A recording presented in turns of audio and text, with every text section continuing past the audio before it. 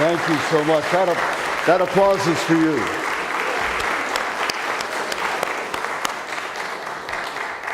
I'm Tony Bannon, director at the Burchfield Penney Art Center at Buffalo State College. We're really proud of you to come out on a beautiful Monday night, sunny day in Buffalo.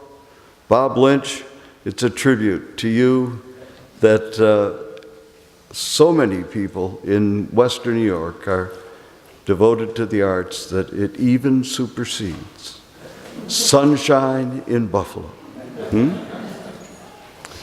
I'm so pleased that you're here. Might I say that we are the International Center of Works by Charles Burchfield. If you're interested in Burchfield or any of the environmental issues that he represents, please come back.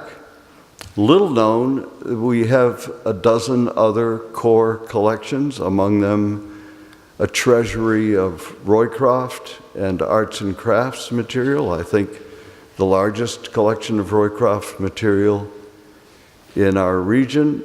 So there's plenty of reasons to come back to the Burchfield Penney Art Center, for we desire to be a center of discourse such as tonight, and we promise you an opportunity to experience the many arts, not just the visual arts, but fine music, performance, poetry, dance. It's here, and one tip, the second Tuesday of the month is our Tuesday. The second Friday of the month is, you see how much I like my job. I start at the beginning of not Friday. It's our M&T special, so that we have many events happening on that night. So, welcome. It's my more formal job to bring up first Dave Schwartz, a colleague on the Greater Buffalo Cultural Alliance Board with me, and importantly also the director of our very important botanical gardens, another treasure of our cultural life in Buffalo. And he will be followed by Irene Rikashevsky. She's from the Cultural Alliance of Niagara, and she's director of the Lewiston Council on the Arts. And we're delighted to have them both welcome us in a formal and distinguished manner. Certainly no mistaking dates. Welcome, please come. Thank you.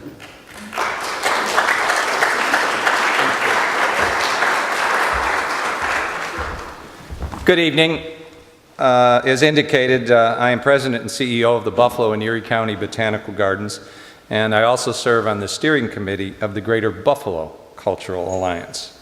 So on behalf of the Greater Buffalo Cultural Alliance and Arts Services Initiative and the entire Western New York arts and cultural community, welcome, Bob, to Buffalo and Western New York. GBCA envisions a community that fully values arts and culture and the integral role they play in our region. Some 80 organizations are affiliated with GBCA, some big, some small, but all have a significant impact on the quality of life in our community. GBCA's mission to work collectively to position arts, culture, and creativity as critical community assets and priority for public and private investment engagement. GBCA seeks to accomplish its mission by working collaboratively with affiliated art and cultural organizations to improve communication amongst the organizations, to share best practices, and to create and implement effective public awareness and advocacy programs to garner public and government support. We are aided in this effort by Todd Kanizik and his wonderful staff at Arts Service Initiative of Western New York, celebrating their 5th anniversary this year. Their involvement within and for the arts and cultural community is a primary reason for the success we have seen since its creation. Bob, we are all very excited with having you in Buffalo.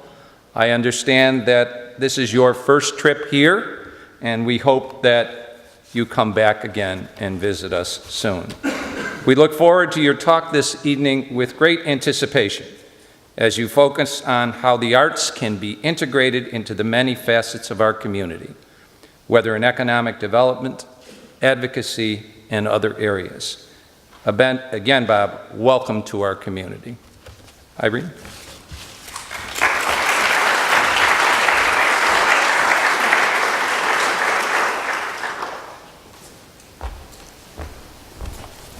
Thank you. And again, welcome to Western New York on behalf of the Cultural Alliance of Niagara, also known as CAN.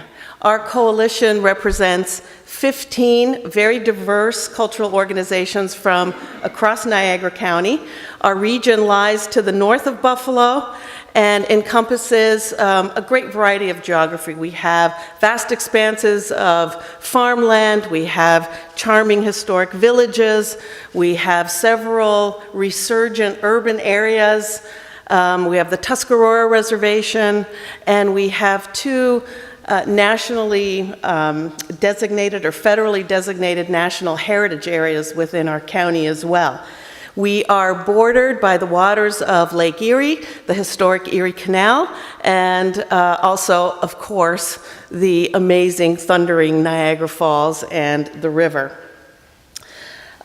We, as an organization, are, again, very diverse. We are theaters, we are art museums, we are art galleries, we're community arts centers, we are historical sites, local arts councils. So we really represent a diverse range of cultural organizations, all the way from tiny community-based organizations to major attractions like the fort and the aquarium. For over 20 years, the CAN member organizations have worked very hard to create programs and to promote the arts, not only for the enrichment of the lives of our residents, but also to provide memorable experiences for all of the visitors that we get that literally come from all over the world. I think CAN really showcases the power of collaboration versus competition. We are so thrilled to be here to congratulate ASI on its 5th birthday. Over the past 5 years, ASI has really experienced remarkable growth. They have become an irreplaceable resource for all of the culturals in Western New York, and they currently provide support and technical assistance to literally hundreds of individual artists and arts organizations all across Western New York. And not only that, they also have a commitment to making the arts accessible for everybody. So I want to offer our warmest congratulations and thanks to Todd Kanizik, Jen Swan, wherever you are out there, and all of the staff at ASI for all of the wonderful work that you do to support us and that helps us to achieve our missions as culturals in Niagara County. We are really proud to call you friends. When I was thinking and Googling and kind of looking for some inspiration about some welcome comments for this narrative, I came across some quotes about the value of the arts. There are a lot of great ones out there. But there was one quote that to me just seemed so perfect for tonight, and I want to share it with you. All right. The arts empower. The arts give a voice to the voiceless. The arts help transform American communities. And the result can be a better child, a better town, a better nation, and certainly a better world. Let's champion our arts action heroes, emulate them, and make our communities everything we want them to be. And tonight we're here to champion our arts action heroes, both at ASI and at Americans for the Arts. And maybe you're not too surprised, but that perfect quote came from our keynote speaker, Bob Lynch, tonight. So welcome to Western New York.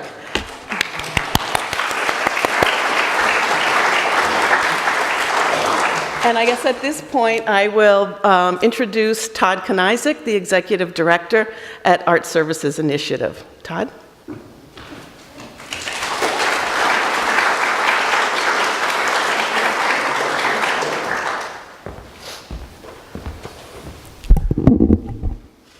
Hi, everyone. Welcome and thanks for coming out tonight. First, thanks to David and Irene. ASI is proud to support and to serve the Greater Buffalo Cultural Alliance and the Cultural Alliance of Niagara. I'm proud to be Advocacy co-chair of GBCA with Dave Swartz and constantly learn from him. He is a seasoned political operative, and having him in the cultural sector has helped us all. Irene, it's been great to get to know you over the 5 years. I'm especially fond of Irene because she was on the hiring committee that led to me coming on to ASI. But really helping groups like the Greater Buffalo Cultural Alliance and Cultural Alliance of Niagara fulfill their missions is part of the reason we were created. Thanks to our host, the Burchfield Penney Arts Center, and their director, Anthony Bannon, a new member of the ASI board. We want to thank the John R. O'Shea Foundation, Fund for the Arts, Erie County, and the New York State Council on the Arts for their support, both tonight and in all of the work that we do. As you've heard me say before, we provide our services free to the cultural sector, and it's largely because of their support in that work. Also, a special thanks to Van Taylor for welcoming us tonight through his music. Please, one more round of applause for Van.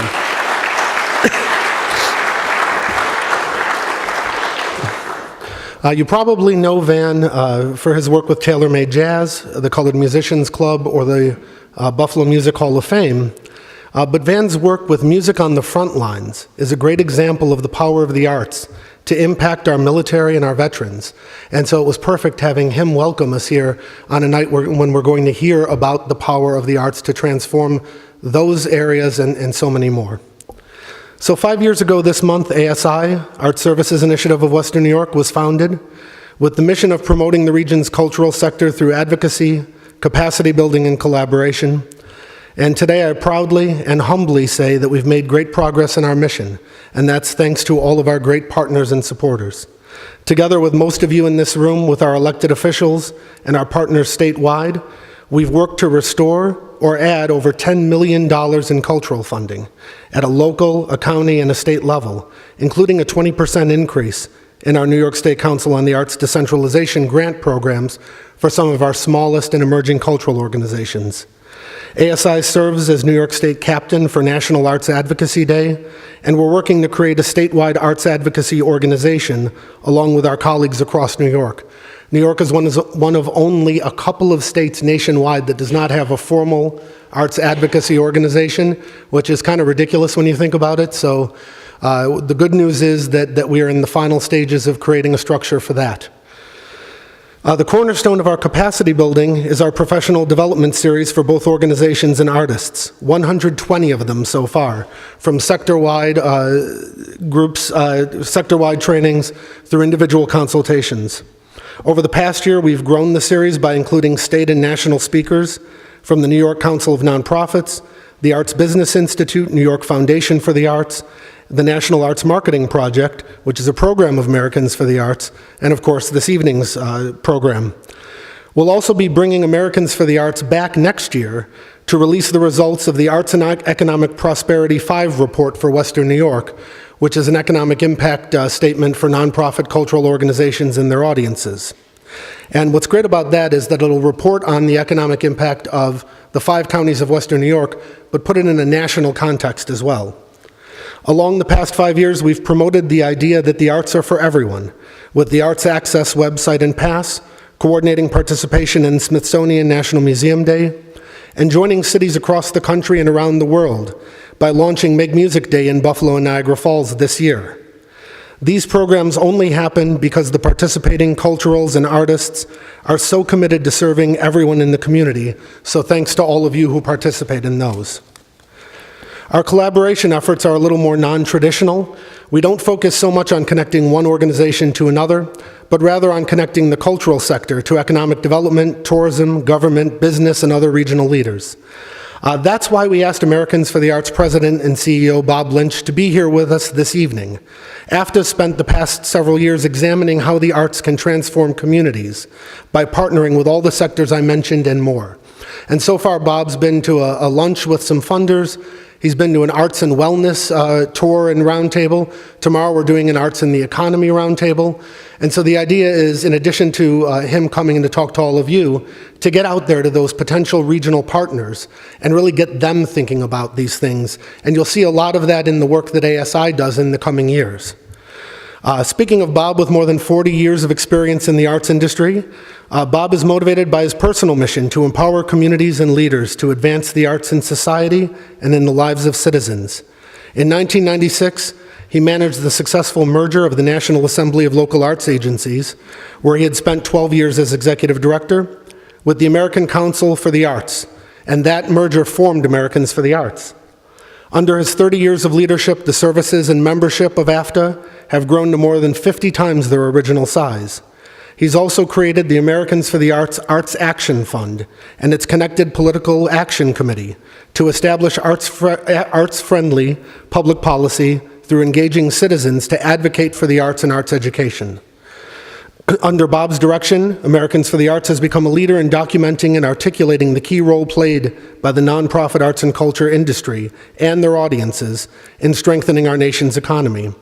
This has been done through its signature study of economic impact of the nonprofit arts community, Arts and Economic Prosperity, and as I mentioned, Western New York will be part of the next iteration of that. And they also have a study measuring the arts in communities called the National Arts Index. He's also been instrumental in creating a strong portfolio of projects and information about the transformative value of the arts in non-arts areas, such as civic dialogue, social problem solving, and work with the Pentagon, West Point, and Walter Reed National Military Medical Center on the arts and military. And as Bob asked me to mention, perhaps more importantly than any of that, he is a survivor of the Woodstock Music Festival. And as a survivor of several New Orleans jazz festivals, I admire the man for that. Bob has personally reached audiences in over 2,000 locations spanning all 50 states and more than a dozen nations, with diverse constituencies ranging from Native American tribal gatherings to the U.S. Armed Forces in Europe, to the President of the United States, and now here for all of you. So we would like to welcome to the stage Bob Lynch.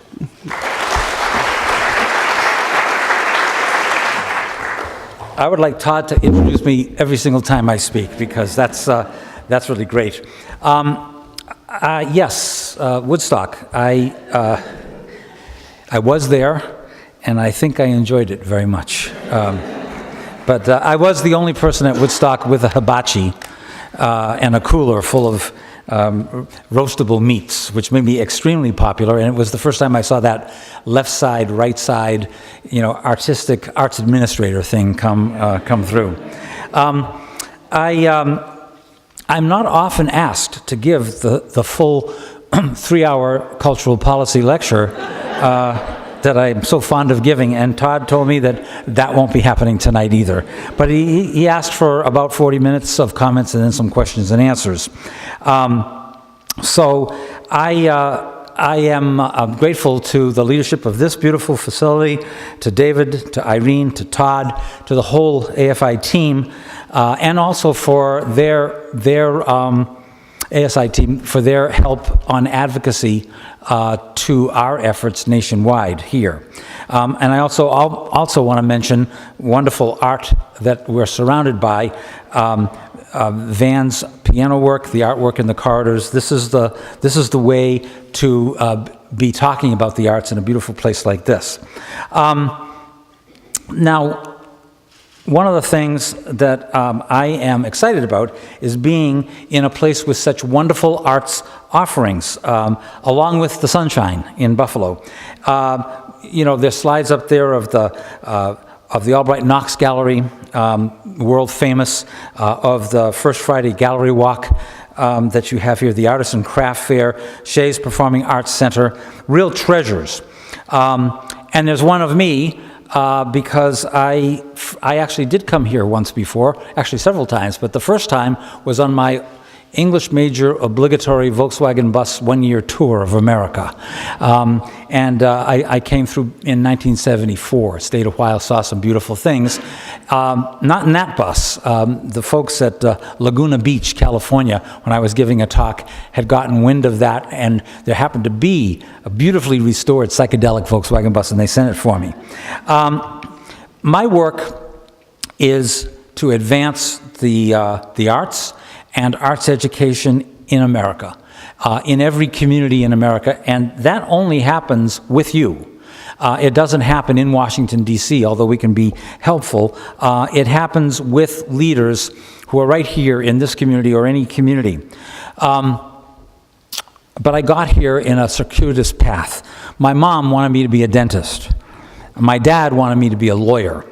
I went to college and studied creative writing, specializing in poetry, where the big bucks are. I got out and I discovered all the poet jobs were taken. But I also discovered that poems are powerful too.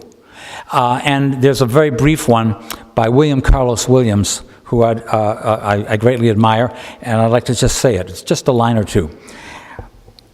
It goes like this: the news is not contained in poems, yet men die every day for lack of what is found there. Poetry, music, dance, theater, the arts are important. And we need to value them and understand them and share that message about the importance of the arts with all of the constituents that are in any particular community.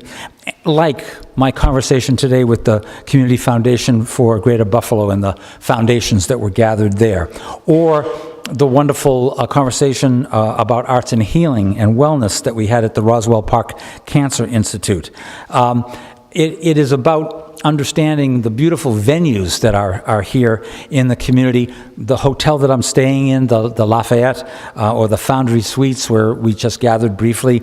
I had a wonderful opportunity. I've always known about the Frank Lloyd Wright houses that are here in Buffalo, and I had a chance with Todd to go see the Martin House, and of course being here in the Burchfield Penney Art Center in its auditorium, all part of that wonderful connection to the great treasures that you have here in Buffalo. One of the things that I feel is that the arts are America's secret weapon, and we just have to make it less secret. We have to let people know broadly and relentlessly about these kinds of treasures, whether they're here or anywhere else in America. Now, the arts in America, I've always felt, are a series of surges forward and big setbacks. First big setback, Columbus, 1492. Before Columbus, if you think about it, the Native American community kind of had it together. Native Americans, the Native American community had arts as part of housing, as part of ritual, as part of clothing, as part of the decorating the body, as part of every aspect of their lives. And in fact, in most indigenous cultures and most Native American cultures, there's no word for art because it's not a separate thing. It's not something that we put on a separate pedestal. It's an integrated thing, part of the very fabric of community. And it doesn't mean we can't set aside some things to love and appreciate, but it does mean that integrating the arts more fully into our lives is really important. Now, if you think about who came after Columbus, conquistadors, westward expansionists, people fleeing religious persecution or fleeing monarchies, slaves, indentured servants, people looking for economic opportunity. This is not necessarily an artsy crowd. These are people just trying to survive. Now, it doesn't mean that all of those people didn't bring arts with them.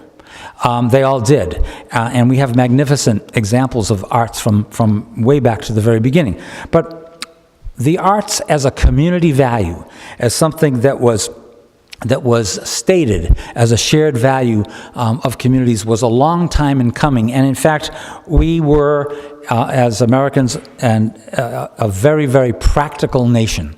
Practical world before we even were a nation. And that is in our DNA. Next setback, 1620. Pilgrims, followed by Puritans. You've seen the pictures. This was a grim group. They outlawed dance. They outlawed theater. They outlawed music. They even outlawed certain colors.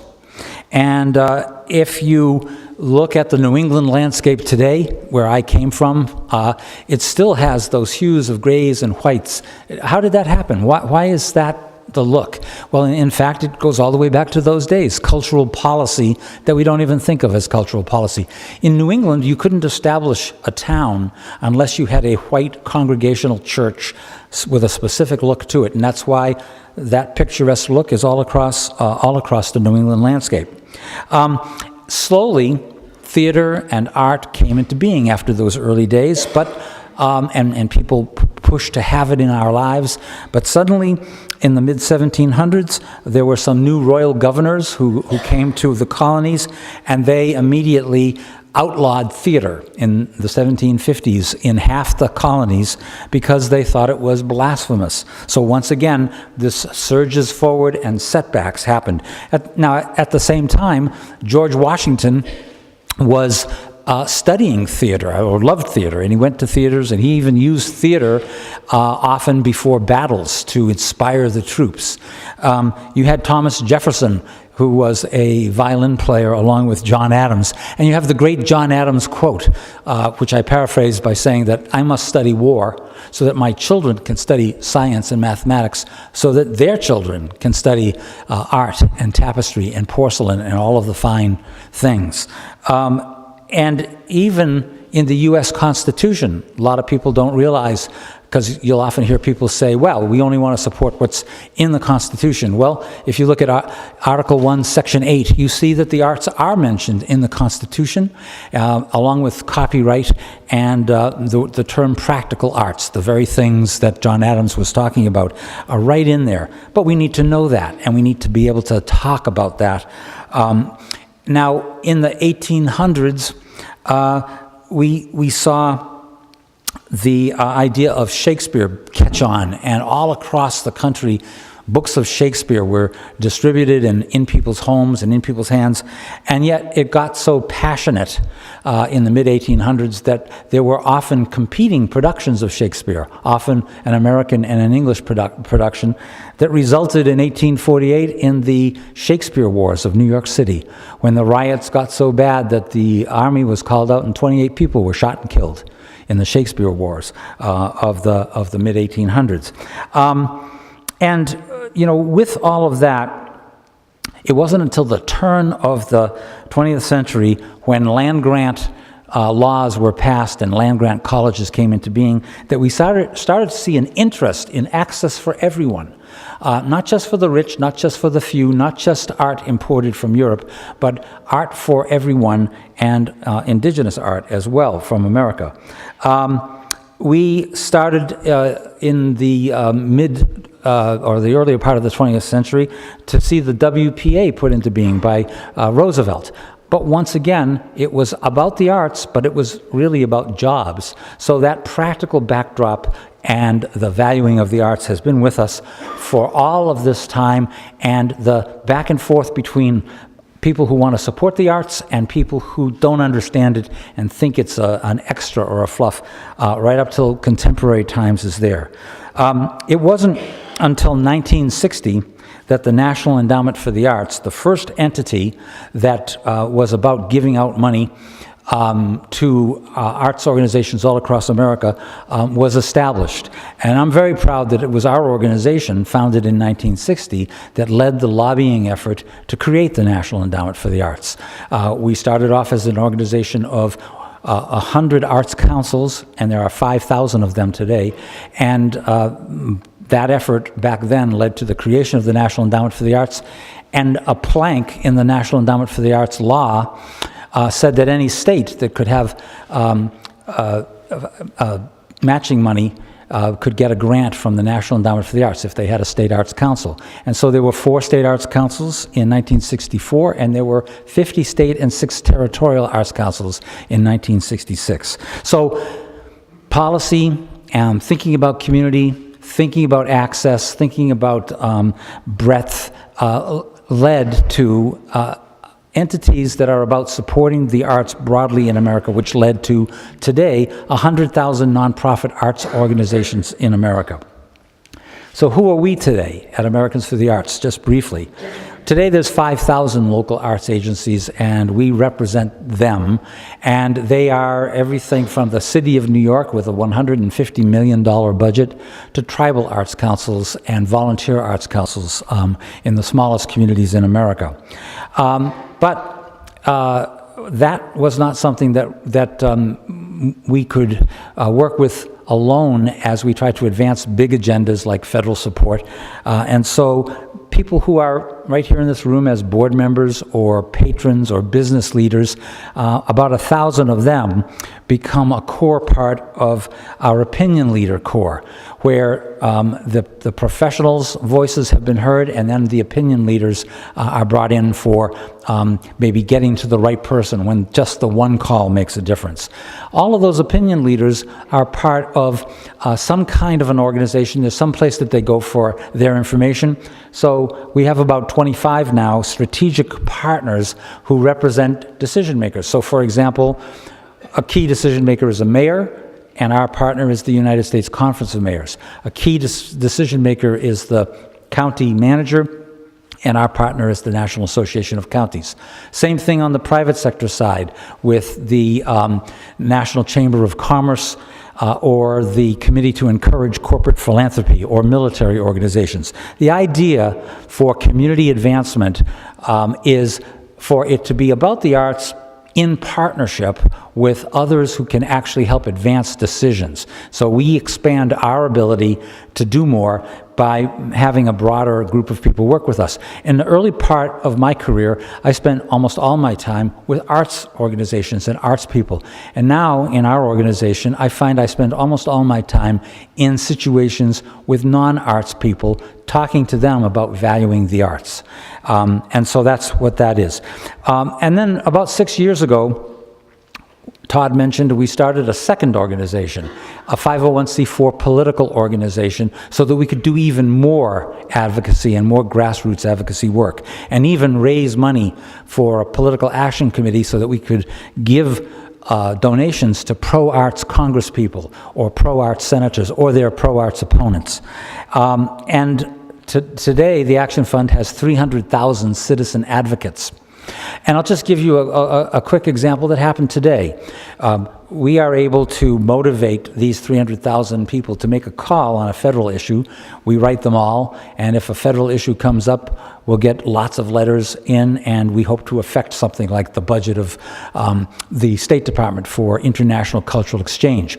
But we also can do that at the state level, and in some instances, we can do it at the local level. So the state of Massachusetts, this last month or so, has been pushing for a big increase in their state arts budget, up somewhere around $18 million. This group pushing for, with calls and letters and emails, pushed for that and got it passed in the Senate and in the House of the state of Massachusetts. And then the governor last week vetoed it. Now, in most instances, things would be over. But because that group of people was organized, we were able to push them, re-contact all the state senators, all the state representatives, and this morning, the governor's veto was overturned, and the money is back.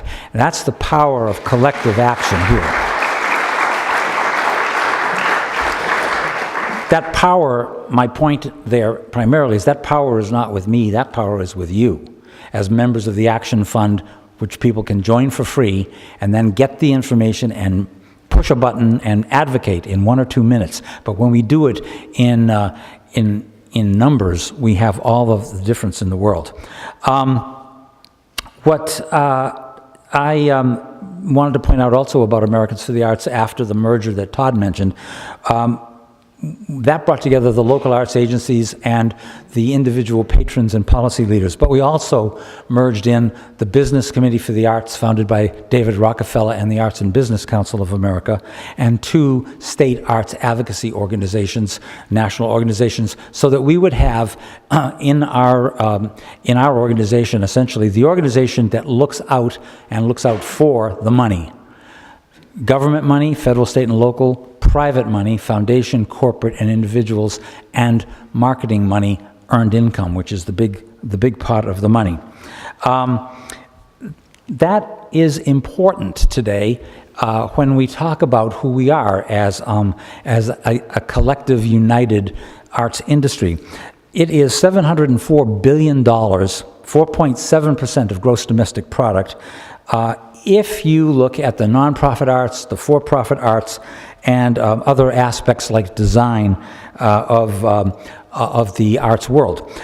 That's bigger than anybody knows or anybody thinks, and for context, 4.7% of GDP is bigger than tourism itself.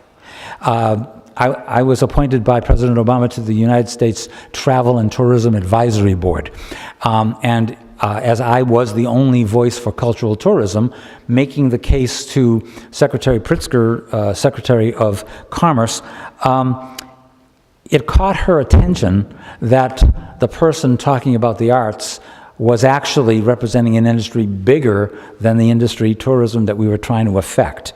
Her support and the support of all the cabinet officers for the arts is important, not for the arts themselves, but for what the arts can do for their particular area of interest.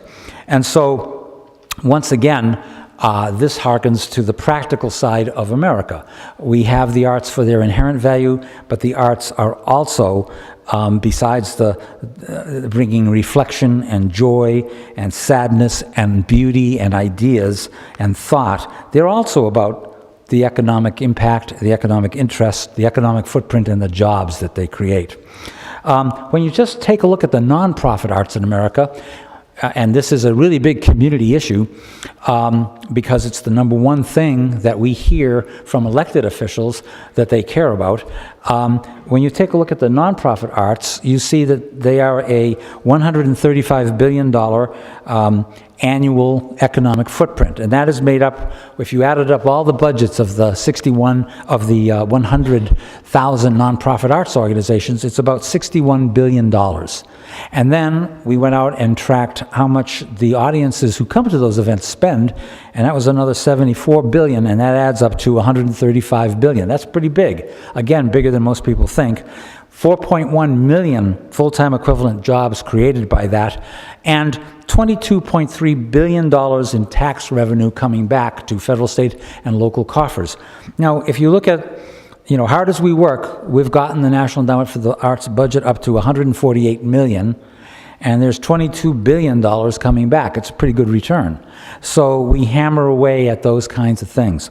And then, just to go a step further, again, looking at community, we have learned when talking to legislators, federal, state, and local, that often the big argument is, yeah, the arts are important, the arts are good, but they're for over there, New York City or Chicago, not really here.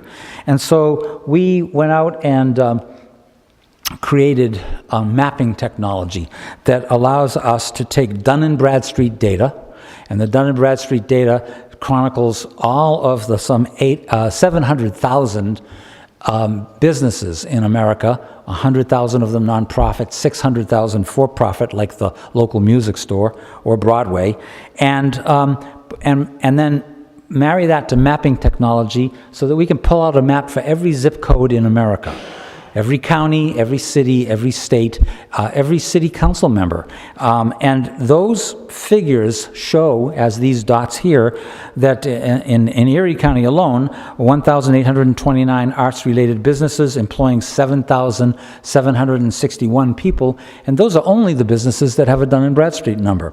So legislators pay attention to that, particularly if you bring it into their office and show it to them at any level, and it shows that in every zip code in America, the arts are there. They are vibrant, they're exciting, and we actually have 11,000 of these maps for the county level, the congressional level, and the state level online on our website, and we can produce them for any zip code area if anybody needs it for their local level and community lobbying. So with that, where does the money come from for the arts? Let's take a look at that for a second, because if we're talking about community advancement transformation, you still need money to do it. So we take a look at this chart. You see that that's the $61 billion right there. And at the top, you see that 9% comes from government. The bigger money is the local government. And then it says federal and then state, but the federal one's a little tricky. That's 3%, but it includes the Smithsonian and the Kennedy Center and all of the other agencies that get a piece of money, State Department. The actual, it looks like 3%, but if you look at only the money that's distributed, the National Endowment for the Arts money, that $148 million is 0.15%. So we invest very little at the federal level, and yet from that we've leveraged all of the state investment, so much of the local investment, so much of the private sector investment, and that big footprint that I already talked about, that we can actually do a lot more, not only for the arts, but for America and all the other issues, economic in particular, that America has. So when we look at this, we break it out a little bit. Let's take a look at money. This is government money. And at the top is local government. That's the big money. This is only a sample group. My estimate is that alone is about $3 billion. But right here, this sample group that we've been following for many years shows a slow, gradual upward swing. The state one looks similar, but it has actually gone down a bit. And then the bottom one, federal, is flat. Now, why are those differences? Well, the top one and the second one follow the economy. And when the economy goes up, if we put an economic chart right there, it would show the same pattern of up and down. But the local level looks at a lot more community investment for community development purposes, and that's why it's bigger, and that's why it's positive right now, and hoping that it will go even more so as this concept, this understanding of the broader value of investing in the arts is clear. The bottom one is flat because it's largely driven by ideology and politics. And it at one point was as high as $176 million. And right now it's been inching its way back, but it's still only at $148 million, although we got $2 million more this year for arts and the healing of returning service soldiers. And that, if you think about it, not only is an important issue, but it's also an ideological and a political issue as well. But we should do better is the point. We should do better, particularly at the federal level. So one of the things that I spent my summer vacation doing was going to the Republican and Democratic conventions. And I'll talk a little bit more about that. But every member of Congress and every delegate at the convention at both the Republican and the Democratic convention gets and reads the Hill magazine. And if they turn to the back page, they saw a full-page ad about the value of the arts and one issue of all the things I've talked about. And this one says $1 per capita for the National Endowment for the Arts. Right now we're at 46 cents per capita, so that would make quite a difference. So I spent my summer vacation with, with these guys. And as each one faded away, we faded their picture out or took the circle off their faces, and there's 2 circles left that you can see there. But it was important to be and bring programs to both the Republican National Convention and the Democratic National Convention, because every single person there, forget the president candidates, every single person there, every delegate is going to go back and be a decision maker at some level in some state, Republicans and Democrats. And so we wanted them to know about the value of the arts in Buffalo. We wanted them to know about the community development potential in a place like Buffalo. We wanted to know why their vote was important here in Buffalo. At the Republican National Convention, we had Mike Huckabee as the moderator because Mike Huckabee, whatever other positions he has, interestingly had the single best arts education position and wanted more support for arts education than all of those candidates. And I wanted the other Republicans to hear that. And along with him, We would have Republican mayors.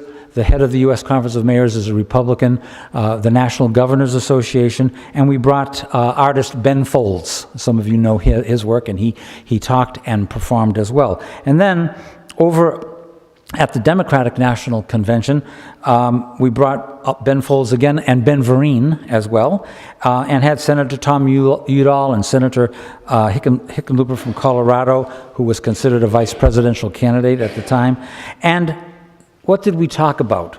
We talked about the value of the arts. We illustrated the arts themselves, but the value of the arts and the economy, arts and community development, arts and health and healing, arts and the military, arts and education.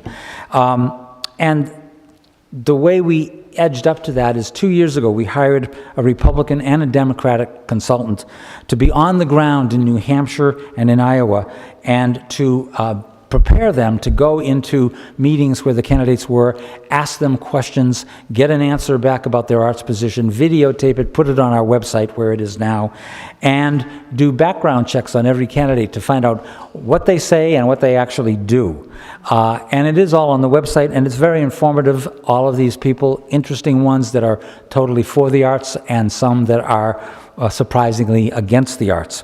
So with that, again, that will resonate in the next administration, whoever it is, for different kinds of decisions that will affect you. Decisions like the $1.5 billion total that the federal government invests, tax deductibility that affects every nonprofit arts organization and their donations here, the Department of Education, the new Every Student Succeeds Act, how will that be implemented so that the law is now finally changed, but kids will actually benefit from it because there's some money for implementation behind it.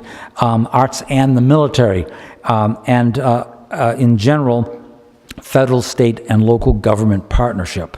So with this, you actually then have to sell the idea. Now, at the federal level, I go back to that chart that I showed you before. When we organized this particular group of people to advocate, we had some great artists. There are great artists at the local level, at the state level, at the national level. So John Legend, Kerry Washington, Robert Redford, that's pretty great. That fills up the room.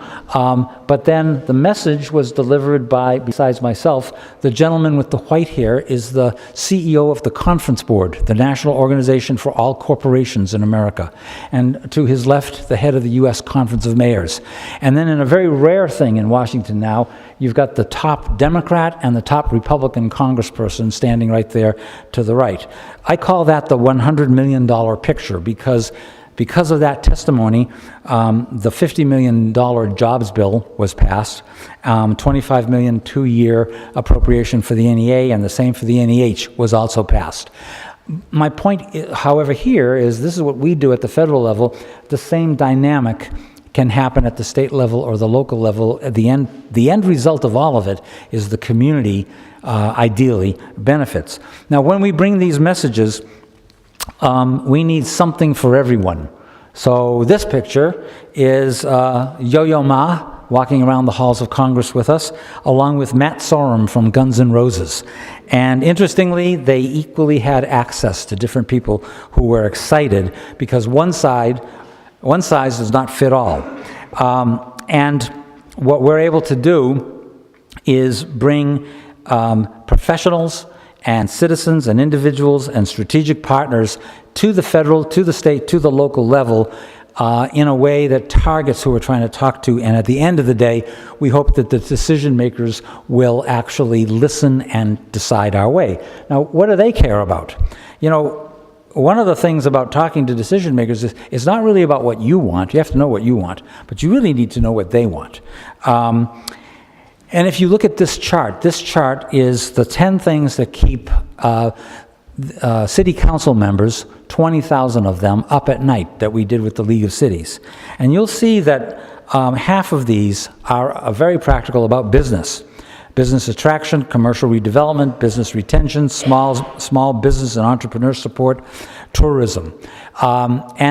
That's just good to know that that's what's on their minds, along with then infrastructure issues, public safety issues, community and neighborhood development, public safety, and then workforce and job training young people. So these things are important on people's minds, and we did the same thing with county government, and it was slightly different. But the number one issue that county government cares about is substance abuse. In particular, they're concerned about the opioid crisis and the kinds of mental health related issues that go right along with that. The other things were very similar, but that was at the top of their list. Once again, the arts can be a partner in solving all of those issues. When I first saw that list of 10 in a version years ago, I was kind of depressed. Where are the arts? But it was clear to me eventually through the work that the arts were part of every one of them. It's just that we have to make the case that the arts are about transformation, not just decoration. Let's take one of those issues, healthcare, and it's very interesting that we see that in a study 10 years ago that was replicated recently, 50% of American hospitals use the arts as a part of, have the arts programming in the hospital, primarily because it is something that helps patients heal faster, proven, and helps, therefore, the bottom line cost, because patients move on, of the hospitals. And so this hospital investment continues, just like the program that I visited today, as something that is both very, very human and very, very practical. Everybody wins. When we take a look at the private sector money, that was government money. When we take a look at private sector money, again at the local level, we see that in this case, honoring people who have made a difference is really important to us, and I think it needs to be at the local level as well. We do the Business Committee for the Arts 10 Awards each year, and are able to get business leaders to be role models for other business leaders. When we take a look at the money, you see that private giving to arts, culture, and humanities is slowly ticking up, but it's fairly flat. Business giving is up 13%, but it's only 5% of the pot.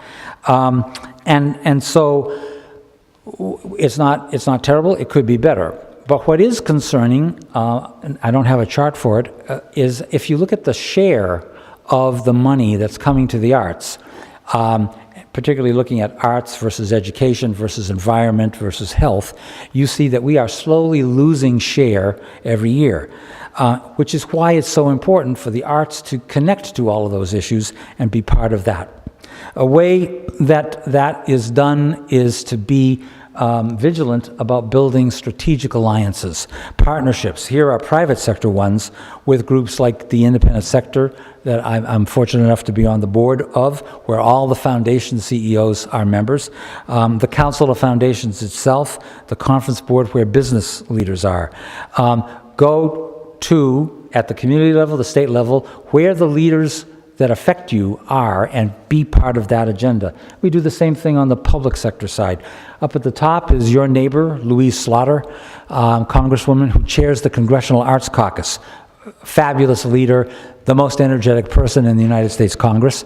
But the other levels of government, that's federal government, the League of Cities, the National Lieutenant Governors Association, NACO, and the National Conference of State Legislators. At each one of those meetings of everybody that I've put up there, we go, we're part of their audience, we are on their policy committees, we give an award out every year for a really top-notch leader, whether it's a lieutenant governor or a business leader, and that is greatly appreciated and noticed as the information goes among others. So for example, the U.S. Conference of Mayors, when we first did that 20 years ago, it was hard to find a mayor to give the award to.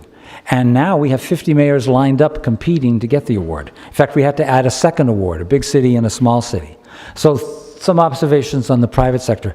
Now, the big money at the local level all across the country is earned revenue. And with earned revenue, you're up against people like that. again, kind of a grim group, kind of looks like the Puritans from the earlier picture, except I knew the woman in the center very well up until I was 6 years old. That's my great-grandmother from Ireland, has kept a hold of every nickel she ever had, and her husband and the kids. And, you know, again, an example of a practical audience, practical nature of Americans that we have to appeal to get to and have the marketing skills and the tourism development skills to get them to want to participate. Now, that's an old picture, but this is a recent picture of an audience of young people, and they look pretty much like the Pilgrims in my family, too. There's a lot of work to cut through today's noise so that the arts get their fair share of audience participation. One of the things that this talks about, if 60% of the money comes from earned income, then where does that earned income money come from? And what we see here in this slide from our last economic impact study is that, well, 2/3 is local, 1/3 is non-residents. 1/3 of the people are from out of town.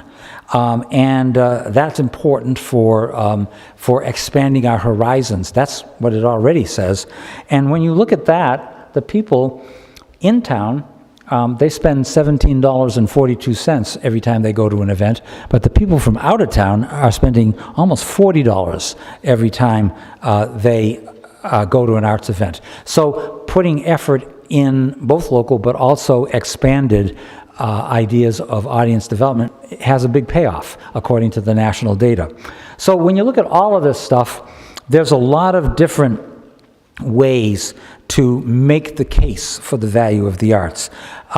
When we did a survey of 3,020 citizens a few months ago, a profile of the American public, we found that at the very top, 89% of them said that they valued the arts because they wanted their children to have an arts education that was a payoff later in life for creativity and advancement.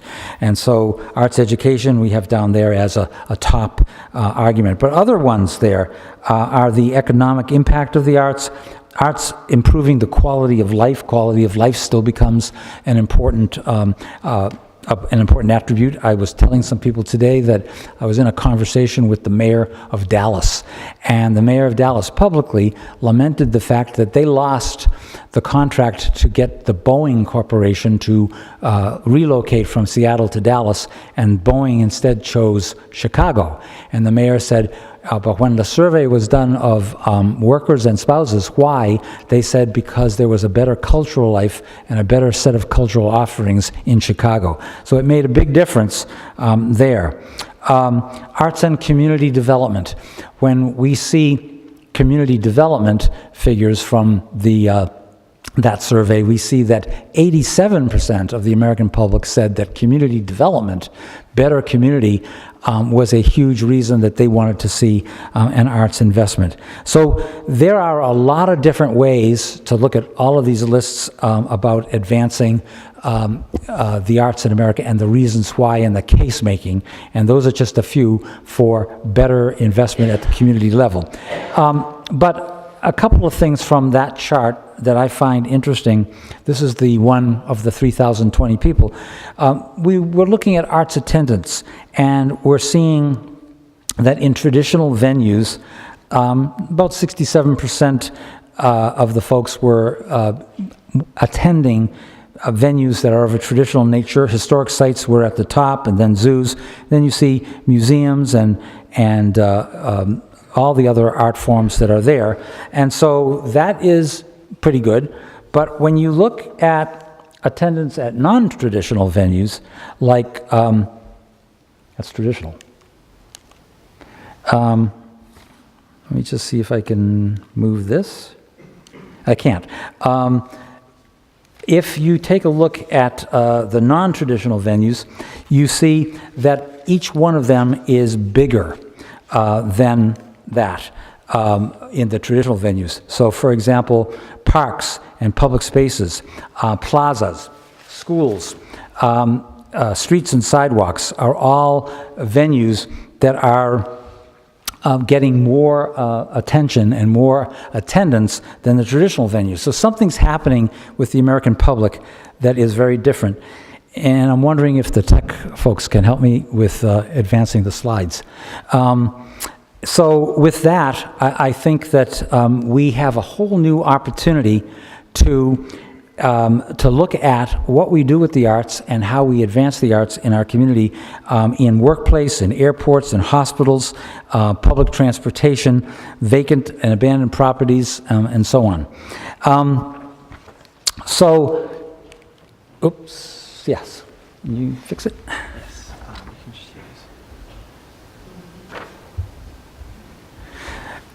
So when we look at these venues, non-traditional, and just to make my point, you see the graphs going back and forth there, and see the difference in the size of those graphs. We're seeing a fundamental change in the way Americans are consuming the arts all across the country, and an expanded way of looking at who we are as arts organizations. I look at things like this, for example, which is a sculpture, and it's a small relief sculpture. We may think of it as a portrait of George Washington, but it is art. We know it better as this.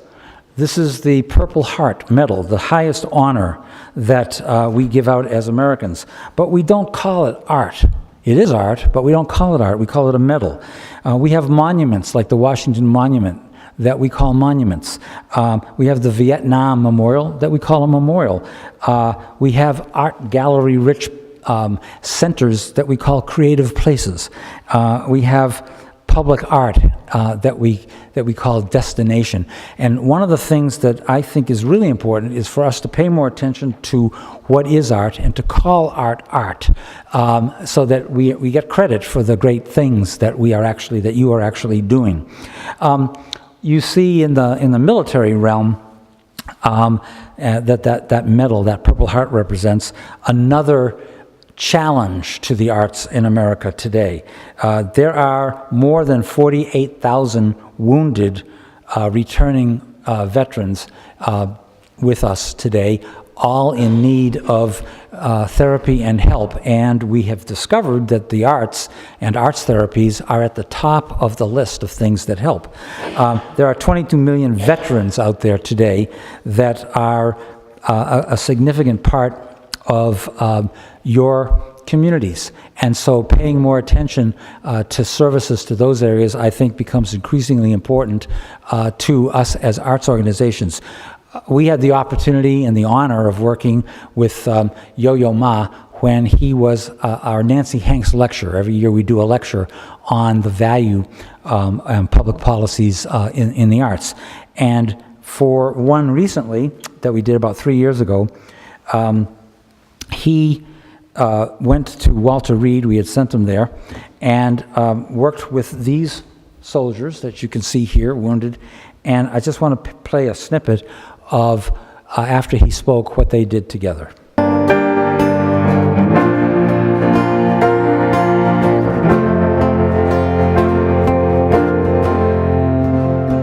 There's a sorrow in the wind,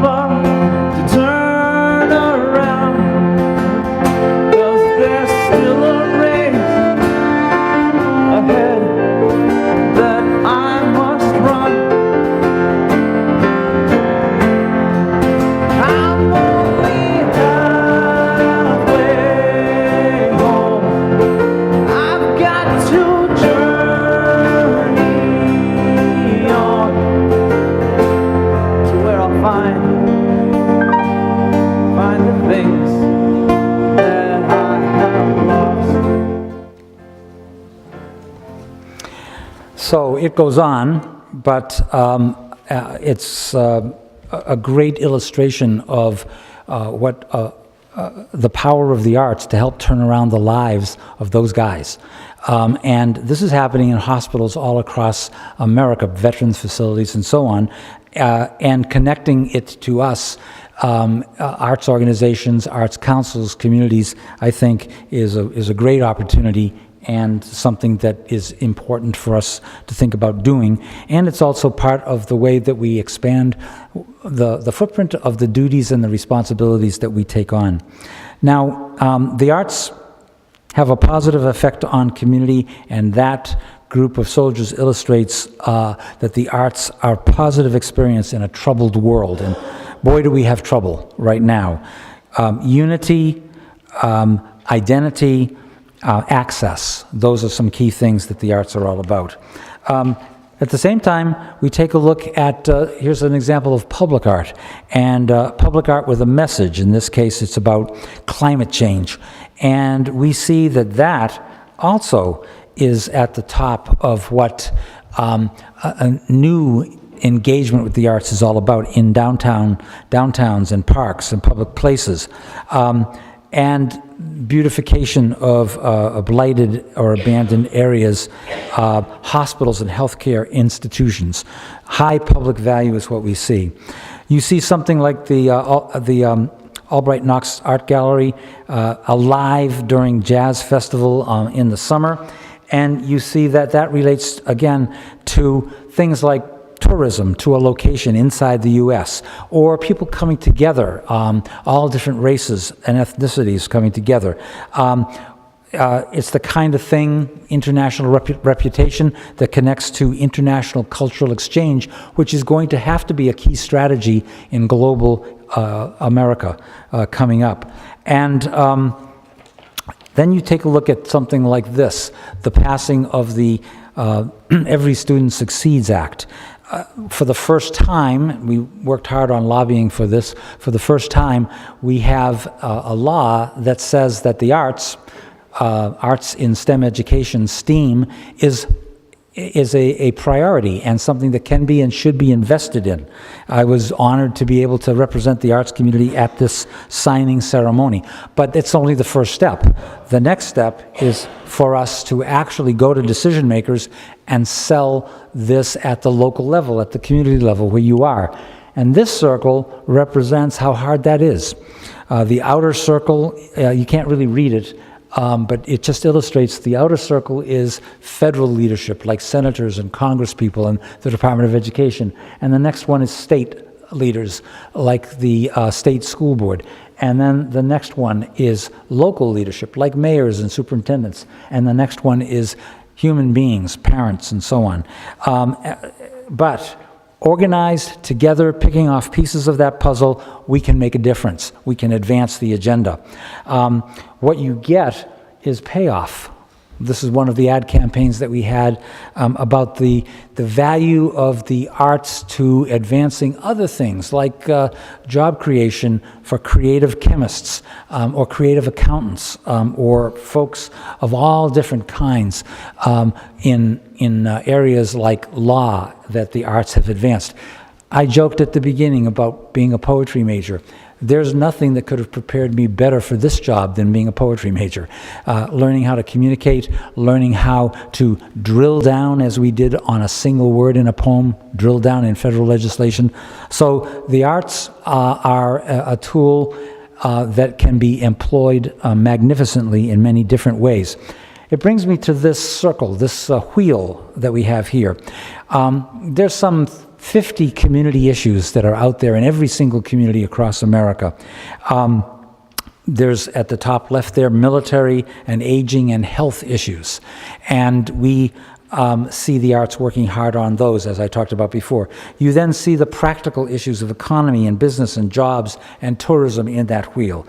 You see education and at-risk youth and prison reform in that wheel. And you see diversity, access, and equity as important things in that wheel. So our job, I think, is to understand that we are part of an ecosystem, and we can be a separate part if we want, but we can also be an integrated part to advance the arts along with that ecosystem. Our studies, our data shows that that happens through partnership, that 92% of our local arts agency members have at least one partnership, with 76% having 3+ partnerships, with things like the Chamber of Commerce, Convention and Tourism Bureau, school districts, Economic Development Agency, Community Development Agency, faith-based organizations. In those 6 mergers that I did, I learned 2 big lessons. Number 1, collaboration is hell. It's not easy to work together. And the second lesson is 1 + 1 actually does equal 3. You get more by partnering and working forward. Now, last night, when I thought about all the creative people that I was going to see in front of me today, I thought, who am I, really? And started to go down an existential path that could come to no good place. But I realized that it all, for me, started with a lie, or a creative phrasing of the truth, or marketing, as we've come to call that today. And it was some 40 years ago when we started an arts festival in Western Massachusetts, and we called it New England's largest festival of creative people, artists, craftspeople, and other creative writers and members of the community. We called it that, even though we hadn't even done it yet. Had no idea if anybody would come. But in rural Western Massachusetts, 20,000 people came on a rainy Saturday, and I had my first crisis in arts administration and marketing. We had priced the tickets at 99 cents, and every thrifty rural New Englander wanted their penny. So I went out all across the town to department stores and other places and got rolls of pennies to give them their change. And we made some other mistakes. We learned that certain words are problematic, like the volunteer security force. Now that juxtaposition of words, volunteer security, should never actually be said together, because they showed up in white riot helmets and billy clubs and fatigues, and it wasn't the community image that we were going for. And the White Dove community peace release that we used to do back in those days turned out to be scruffy, mean pigeons that went up 20 feet, came down, and relieved themselves on all the craft booths. But I thought, the arts. This is exciting. This is a career that I want. And really, at the end of the day, when 5 stages were alive with sound and everybody was fairly happy with their placement in the festival, there was a sense of community, of coming together, that I had never experienced before, but that all of you have experienced in your work and in this community. The value of the arts bigger than just the arts themselves. To the audience, the connection between art, artist, and audience, and the transformation of community.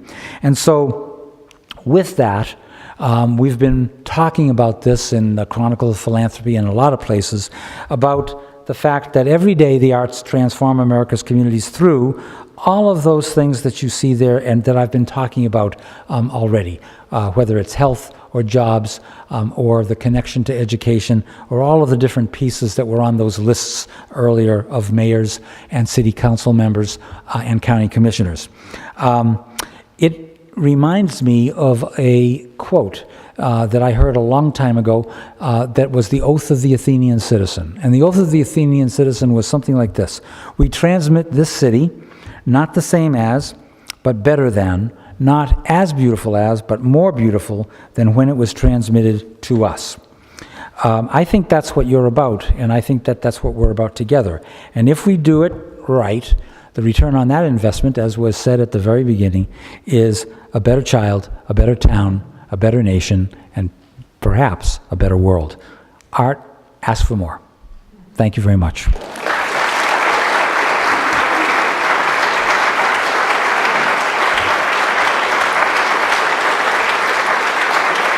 Thank you.